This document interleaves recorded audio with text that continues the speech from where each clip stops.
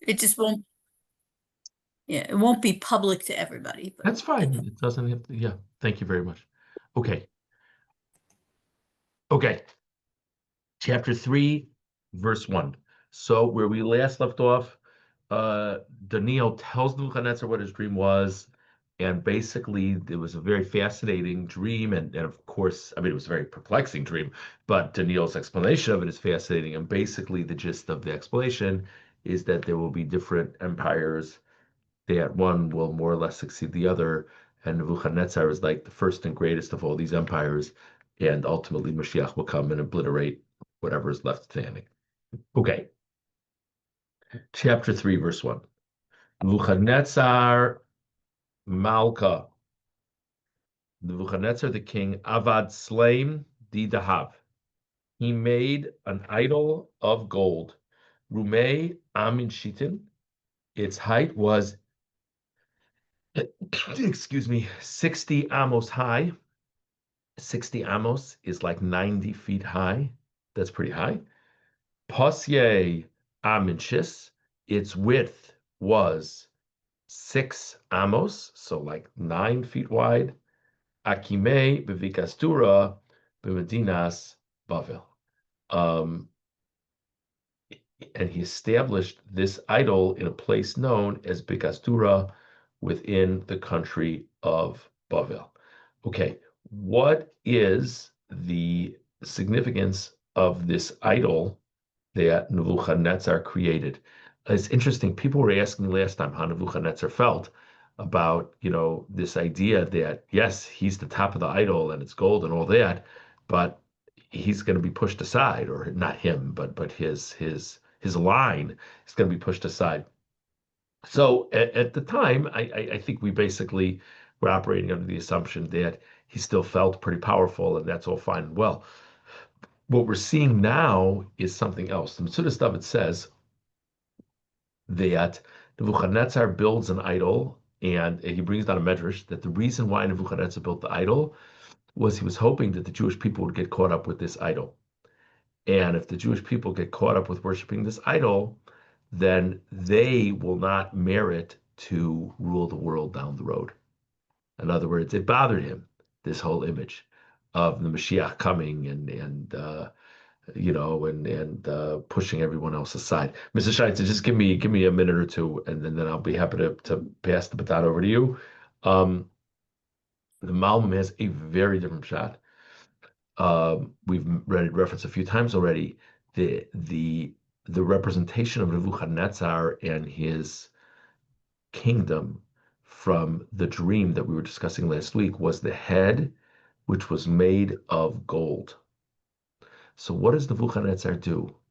Says the Malbim, Nebuchadnezzar creates an idol that's completely gold. And the gist is going to be that he's going to tell all these people from all these different nations to bow to the idol.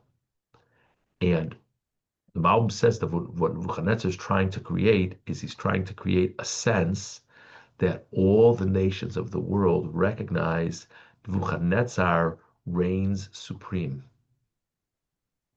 That is the idea, that all the nations of the world recognize that Nebuchadnezzar reigns supreme.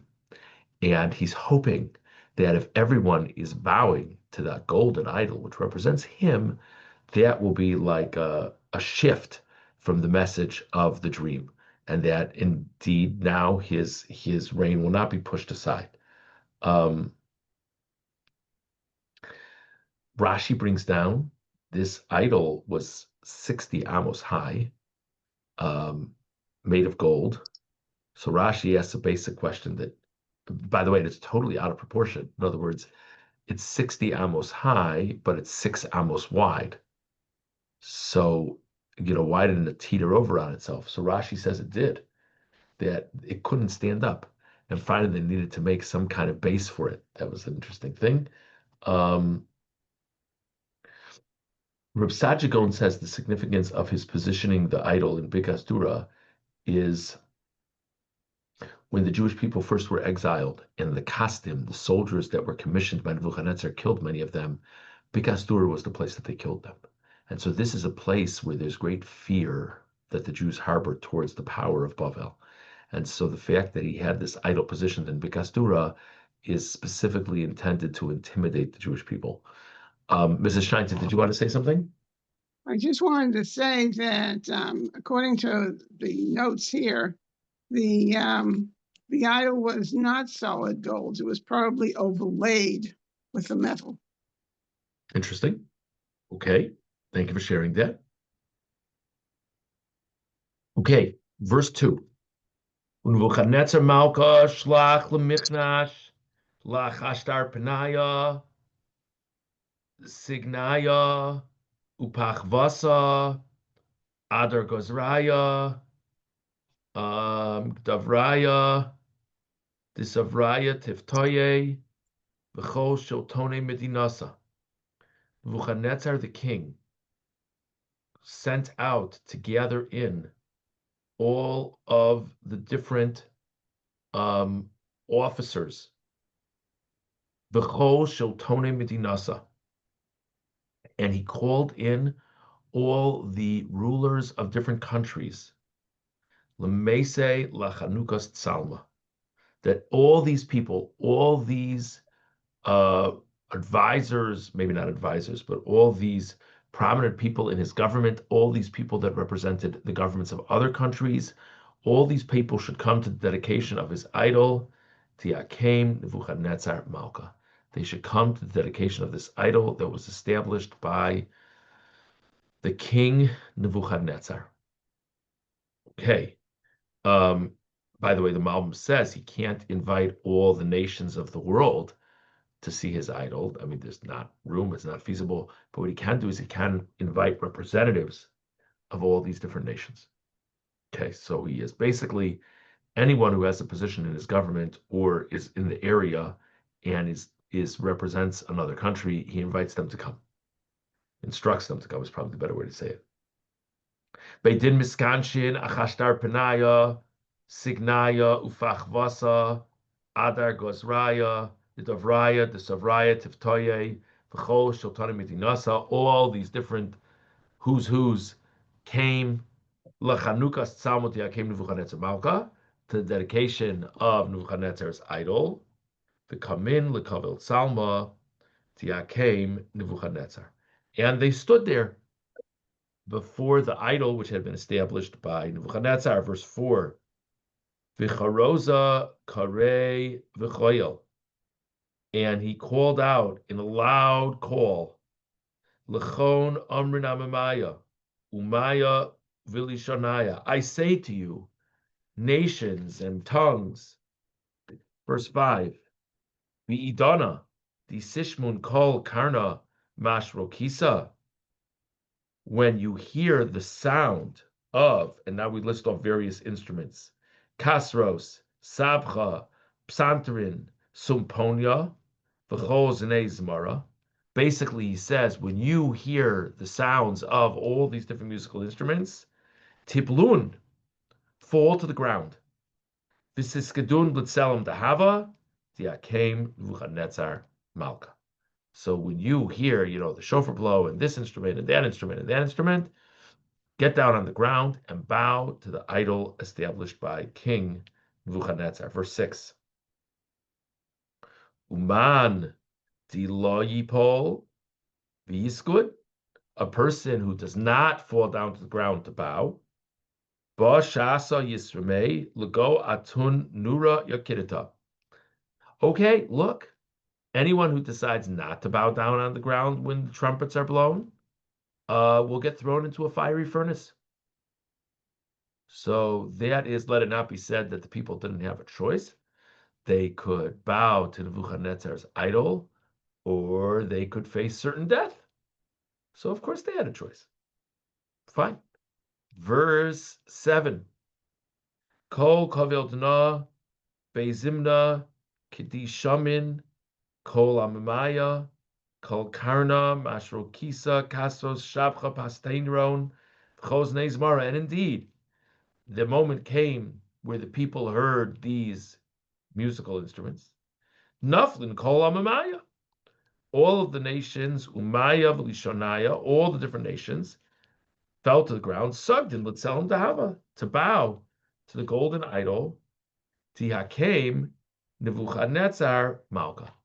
That was established by Nebuchadnezzar the king. Verse 8. Hold on one second. Kol Kavil Na Be Zimna. One time, Kirvu Guvrin Kastoin.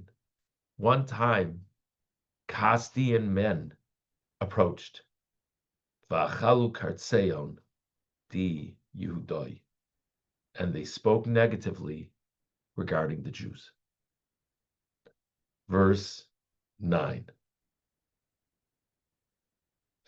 Anu v'amrin. They said, Nebuchadnezzar Malka. Malka la'omen chayi. So first of all, they addressed themselves to Nebuchadnezzar, and they said, this is a line that we, an introductory salutation that we saw last week as well. They said, may the king live for all eternity. Verse 10, and they said, Ant Malka, Samta Ta'aim, you the king, you laid out an edict, the whole Enosh, the Yishma Kal Karna Mashro Kisa Castro Sabcha Psanterin Visiponaya V'chozne Zimra Yipel V'yiskol L'Tzelem Dahava. You said that when all of us hear the musical instruments, we should bow to the ground, to the golden idol. And you said, verse 11, Umanti Lo Yipol V'yiskod, person who doesn't fall to the ground and bow, Yisumei L'Goato Nura Yokirita. You said that such a person will be thrown into the furnace. Verse 12. Isai Guvrin Yehudoyim. There are these Jewish men. Dimanis Yason Alavidas Medinas Bavel. You have given them tasks in the governance of the country of Bavel. Shadrach, Meshach, Vaved-Nego. We know who they are. These are their Babylonian names. These are Hananiah, Mishael, and Azariah. These like junior associates of Daniel. Guvraya Ilech, these men, Lo Samu Alayich Malka Te'aim. Didn't you give them instructions? Didn't you issue an order? Leilokach lo falchin. They're not serving your God. Ultzelem dahava diakemta lo sugdin. And the golden idol which you have established, they are not bowing to it. So what's the story, Nebuchadnezzar? You said that anyone who doesn't bow to the idol is going to get thrown into the furnace. These Jewish people aren't bowing to the idol. Okay, couple of things. First of all, I'm sure people are wondering, where was Daniel in all of this? So the Malbim says that if you looked at the pasuk before, I mean, the words are very, very hard, but if you looked at the pasuk before that talked about all the different personages or positions that were instructed to come to bow to Nebuchadnezzar's idol, the Malbim says these are people with roles and responsibilities, which was the case for Hananiah, Mishael, and Azariah. If you remember, Daniel got them roles. Daniel does not have any role in governance. Daniel is, quote unquote, just the advisor to Nebuchadnezzar. So actually, it was people of authority were called in. Daniel is very special in Nebuchadnezzar's book, but ironically, doesn't have any authority. He just is Nebuchadnezzar's advisor. So that's what the Malbim explains. It's an interesting thing. The Reb Sajigon says something very interesting. Guvrin Yehudoyin. Guvrin Yehudoyin, that's Aramaic, or the Hebrew version of Guvrin Yehudoyin is Ish Yehudi. Anyone know what famous figure in Tanakh is referred to as Ish Yehudi? Mordechai. So if Sajigon says that when a Jew refuses to worship Avodah Zarah, that's the term for them, Ish Yehudi. In other words, issue D or govern you doing. But the point is, it's a language of principle and strength. Just an interesting thing. Okay. So these people, by the way, one more thing. The Malbim points out that this sounds like such a message for all time. So these people have a criticism. What's their criticism? Criticism is Hanani, Mishael, and Azariah aren't listening to the instructions of Nebuchadnezzar. How are they referred to? They're referred to as Jewish men. Says the Malbim, these advisors, or not advisors, but government individuals, saw this as an opportunity to condemn the Jewish nation. Even though the only Jews present that weren't bowing were Hanani, Mishael, and Azariah, they didn't make it about Hanani, Mishael, and Azariah. They made it about the Jews. And that's the language at the beginning of verse 12 that they say there are these Jewish men. Just an interesting thing. Now, factually, the Jewish men who didn't bow were Hanani, Mishael, and Azariah. But it's just an interesting thing that they frame it as not about these rebellious government employees. They frame it as these Jewish men. Verse 13, Debbie? Wasn't that also true of Mordecai? I mean, they didn't go just after Mordecai, they went after all the Jews. Yeah, I think that's a great example. I think it's a very, very, very good parallel. Seems to be the way of anti-Semites. Really, though. They find something negative about someone or some people. Now, it happens to be that if you don't like the fact that Hanani, Mishael, and Azariah aren't bowing to the idol, you do have an issue with Judaism. It's true, but because they're acting how Jews are supposed to act. But the bottom, what'd you say? So was Mordecai. Right, exactly. But the bottom line is their framing of it is like an immediate extrapolation, and it seems to be that their goal is to get to that broader frame. Okay.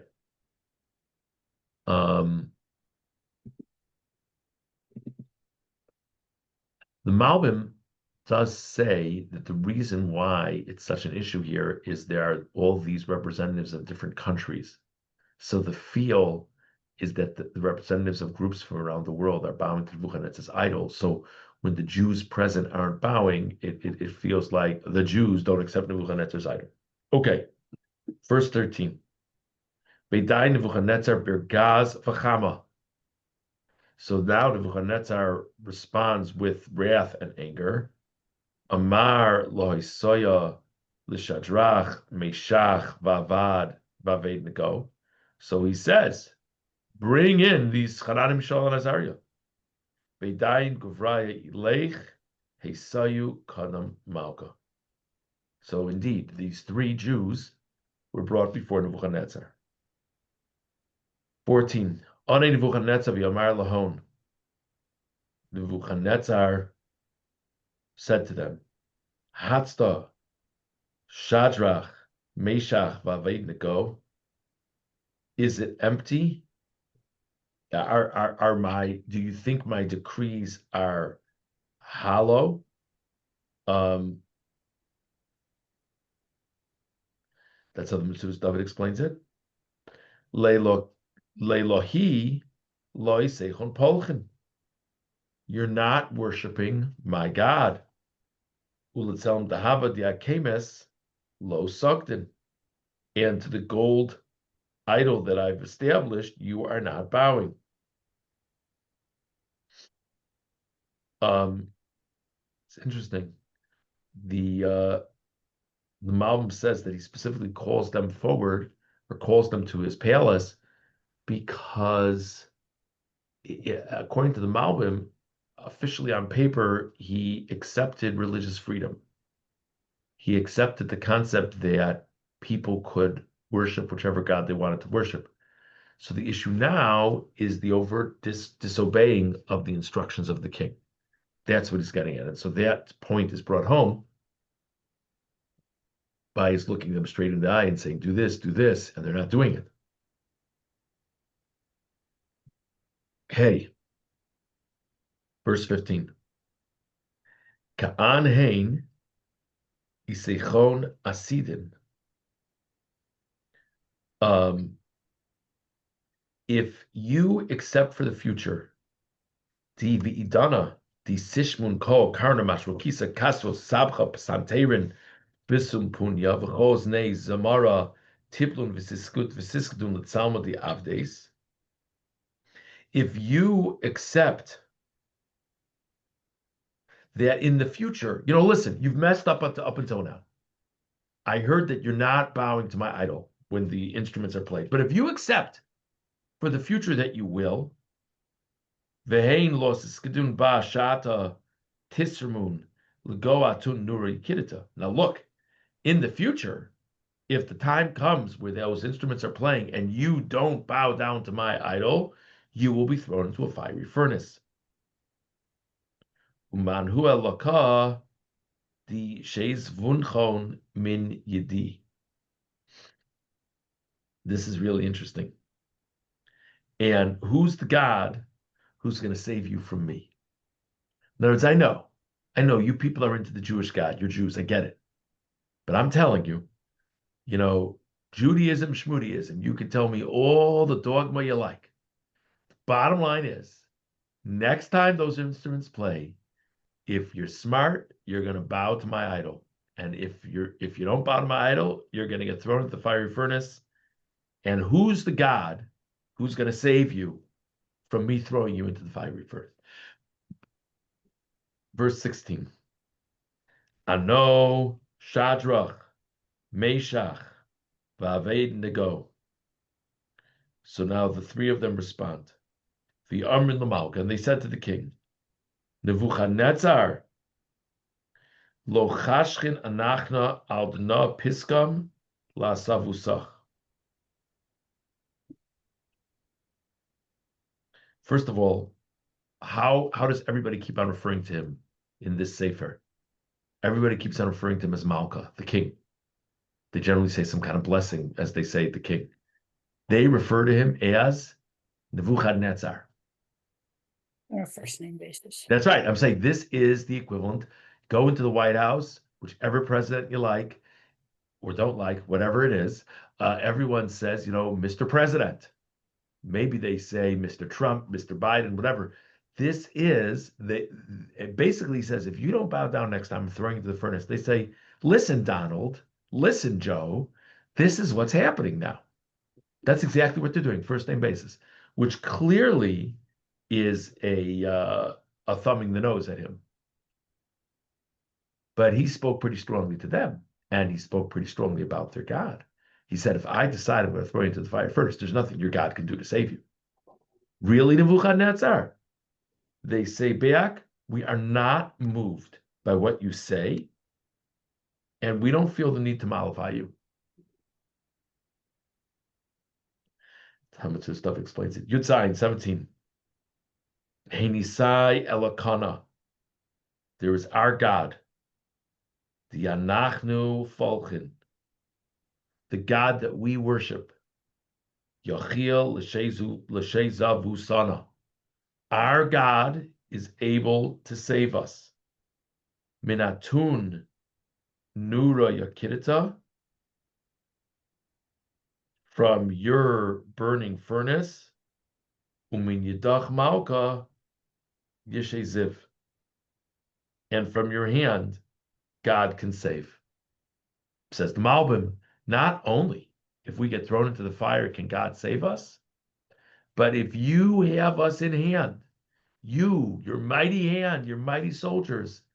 In other words, at the end of the day, if you're like in the fire, maybe God is going to circumvent nature or something like that.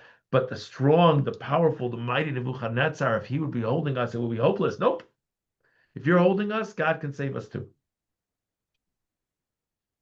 Pretty firm words back. Verse 18. Vehein lo yedia lehevi lach malka. Hold on 1 second. And by the way, if God, vehein law, excuse me, and if not, let's say God decides not to save us. We believe God can save us if he wants to, but let's say whatever the cheshbon is, God decides not to save us. Yedia lehevi lach malka, you should know, king. Dile lekach lo isanafol, lelahach lo isanafol. We're not going to be worshiping your God. Uletzelem dahava diakemta lo niskud. And to the golden idol that you've established, we're not going to bow. So just understand, it's not happening. Hopefully God will save us, but if for some reason God decides not to save us, we're still not going to bow. By the way, Sajigon says that they made a kal v'chomer for themselves from the frogs in Egypt. There's a famous thing that the frogs jumped into the ovens, right? It's during the plague of frogs. The frogs jumped all over the place. And even though it was like suicidal to jump into the oven, God wanted them to jump all over the place. So they did jump all over the place. So Hanan and Mishael and Azariah said, if a frog can jump into the fire in service of God, surely we can. Okay. By the way, there's this sidebar. The Malbim addresses it in various psukim. On the one hand, there seems to be this sense of a deity of this idol. On the other hand, the idol also just keeps on being referred to as Salma Diakemos, like the idol that you set up, which seems to imply that it's just sort of about Nebuchadnezzar establishing that the idol is just something sort of like to rally the government. Like that kind of idea. In other words, it's not really a religious thing. It's more like a way to pay honor to Nebuchadnezzar. And what they're saying to him, says the Malbim, is we're certainly not worshiping that idol. But even if it's just a way to just show deference to your kingdom, we're not interested either. Because there was a point where you seem to be treating it like a deity. So we're out. Verse 19. Beidai Nebuchadnezzar hismali chama. Nebuchadnezzar became filled with anger. Utzlaim anpoi ishtani. And the image of his face changed. Al Shadrach, Meshach, Ba'aved-Nego. The way he related to Hananiah, Mishael, and Azariah in this moment changed. His whole facial expression changed. Anevi Omar Lemeze La'atuna Chad Shiva Al Tichtazi Lemezeh.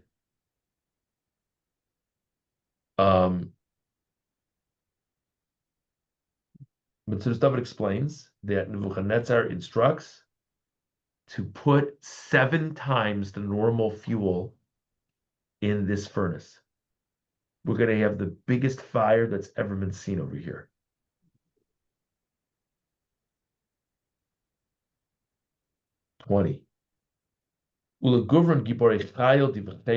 That's not enough. So first of all, he creates a huge fire, or he has them create a huge fire. Then he gets soldiers. Amar l'chapasa l'shadrach, Meshach, v'Aved-Nego.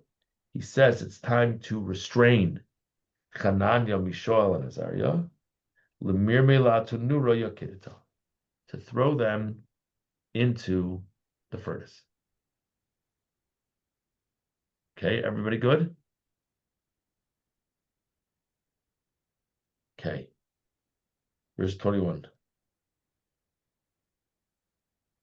Beidayin Guvraya Ilech.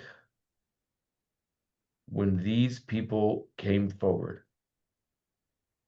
Kfisu B'sar Patisheon V'charbalason Ulvusheon. Remiu L'go Atum Nura Yakidita. they threw them in their clothes into the fire. Malbim says they wanted them to catch on fire even faster than otherwise would be the case. Okay, so there's this huge fire that's made. The soldiers come and they throw these fully clothed Hanan, Mishael, and Azariah into the fire. Mrs. Scheitzer. And their hands are tied as well. Yes, thank you. Sorry for not mentioning that. Thank you very much.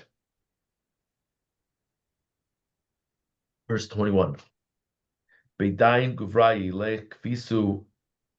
I'm sorry. No, we just read that. Sorry. It's 22.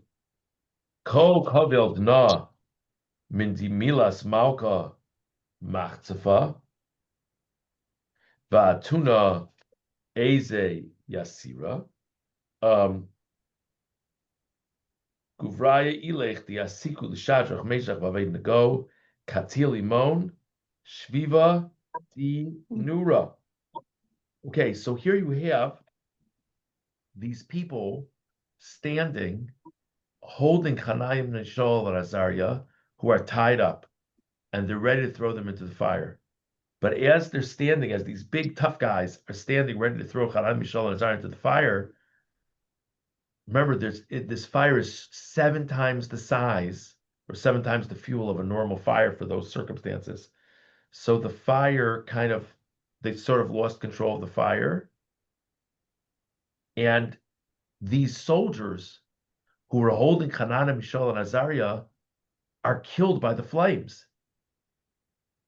In other words, they didn't appropriately control the Protect fire. themselves. Yeah. Okay, everybody good? Pretty crazy. 23. V'guvraya ilech plus these 3 men, Shadrach, Meshach, v'Aved-nego, Hanan, Mishael, and Azariah, nefalu l'goatu nura yakidata mechapsin. They fell into the furnace, tied up, like Mrs. Sheinton said. The Malbim says this is crazy. You know why they fell? Because there was no one there to hold them anymore. They're all tied up. So these military men are holding them, or holding on to them. But then the military men just died. But tragically, do you realize how scary this must have been? The military men just died. They're free. But before they could do anything, they lose their balance and they fall in. Make sense, everybody? Hanan, Mishael, and Azariah fall in. 24. Edai Nebuchadnezzar Malka Tva V'kam B'Yispahala. So now Nebuchadnezzar rushes over. Anevi Amar Lahadavroi Halo Guvern Tlasa Ramena Lagonura V'Chapsin. Ayin V'Armad L'Malka Yatziva Malka. So there are aides standing nearby. He goes over to the aides. He says, there were these Jewish men. Sorry, he doesn't say Jewish. There were these men that I had thrown into the fire, and they say, Yatziva Malka, let the king live. They bless him. 25. Onevi Amar, Ha'ona Chose Gubrin Arba. He says, wait a second, this is kind of strange. I see 4 men, Shrai and Mahalchin Bego Nura. I see 4 men walking around within the flames of the furnace. V'chava lo isi bahon. The fire is not doing a thing to them. V'reve di revia dame levar elokin. And I see this 4th man. Again, it's bizarre that he sees 4 figures inside. There are 3 figures who fell in. And the 4th figure looks like an angel.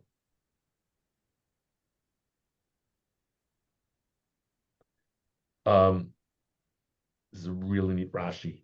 How does he know what an angel looks like? They didn't even have TV yet. How could he know what an angel looked like? So I'll tell you what Rashi says. We learned about when we were learning, I guess, Malachim Beis, that Nebuchadnezzar staged a tremendous siege on Yerushalayim, and it was going to be all over. And then that night, the next morning, whatever it was, the angels came and struck Nebuchadnezzar's army. And there were only 10 people. I'm sorry, not Nebuchadnezzar, Sancherib, excuse me. And there were only 10 people from Sancherib's army that lived to tell about that experience. Says the Medrash. Do you know who one of the 10 was? This is what Rashi's saying here. Do you know who one of the 10 was? Nebuchadnezzar. Wasn't the king at the time.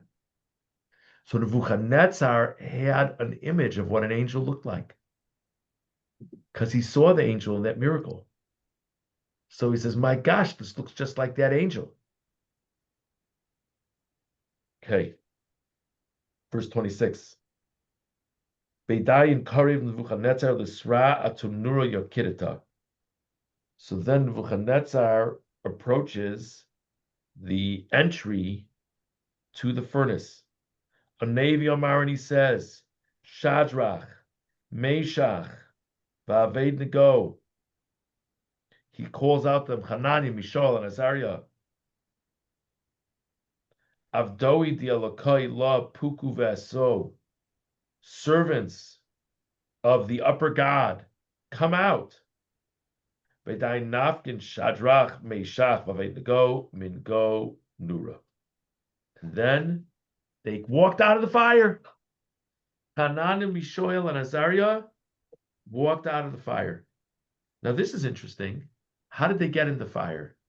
They fell into the fire, which implies that the fire was lower than the surface on which they were standing. So why does it say, come out? Nebuchadnezzar should have said, come up and come out. Kind of like climb up the furnace or something and then come out. Says Rashi, there was a miracle. Obviously, it was a miracle that God saved them. But basically, there was another miracle that the floor of the furnace rose up to be even with the exit. So this is God doing a miracle for them.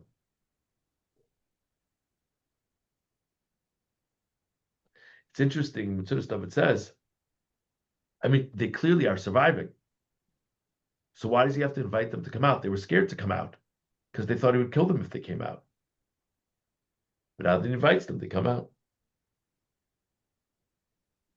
It is interesting. The Rashi says that the pshat is they didn't think it appropriate to leave without the king's permission. 27. Umiskanshin chashtar penaya signayu fachvasa v'advari malka chazayim leguvraya ilay. So all of these kings, officials, saw these men, that their bodies were not impacted by the fire.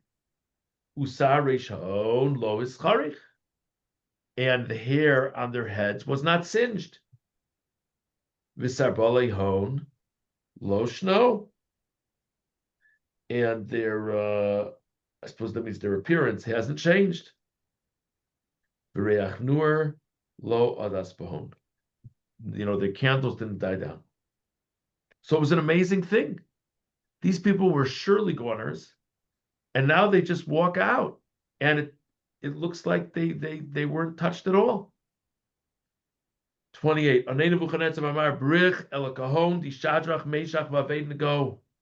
Nebuchadnezzar is sold. He said, "Blessed be the God of Hanani, Mishael, and Azariah. Dishlach malachei." He sent his messenger. And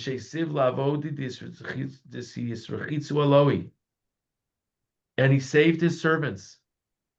Umilas malka shaniv.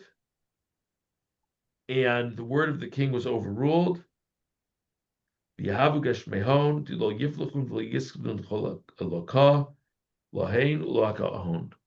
says, listen, the only God that you're supposed to be bowing to here in Bavel is these people's God. So this is a tremendous, tremendous recognition by Nebuchadnezzar. He says, I only want people bowing to the Jews' God. 29, Umini Simtain, and I have, issued a decree. The whole am Uma Velishan, every nation, every tongue.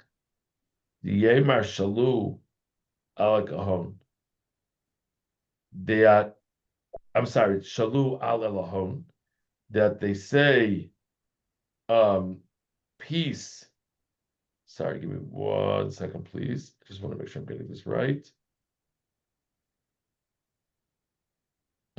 Must be peace on their God. The Al Kahon, the Shadrach, Meshach, Abednego, Hadamin Yisaved, Uvaise, Nevali Yishtave.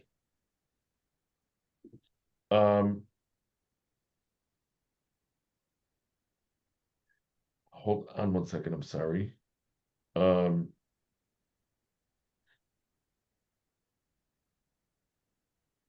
Oh, I'm sorry. One more time. I got the words mixed up. Verse 29.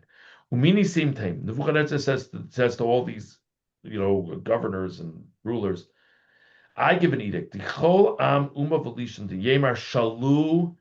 Anybody who says that something is mistaken, ala kahon, the Shadrach, Meshach, Abednego, someone who says that the God of Canaan, Mishael, and Azariah doesn't know what he's doing, hadamin yisaved, he will be turned into blood. Uvaise nevali yishtave, and his house will be burnt. Kol kovel dilo isai elaka acharon eloha acharon tiyikul latzala kitana. The reason for this is that there's no God who can bring salvation like the Jewish God. So anyone who says anything disrespectful about the Jewish God will face a terrible fate. Verse 30, Beidain Malka, Hatzlach l'Shadrach, Meshach v'Abednego, b'Medinas Bavel. He gave authority to Hanan, Mishael, and Azariah within the country of Bavel. Okay. I know it's strange because it's a few psukim until the end of the parak, but actually, I think this is one of the examples that if you actually really read the psukim, you would do the prakim differently. Okay, so I just want to summarize where we're at, and then I'll be happy to take any chats or any other comments.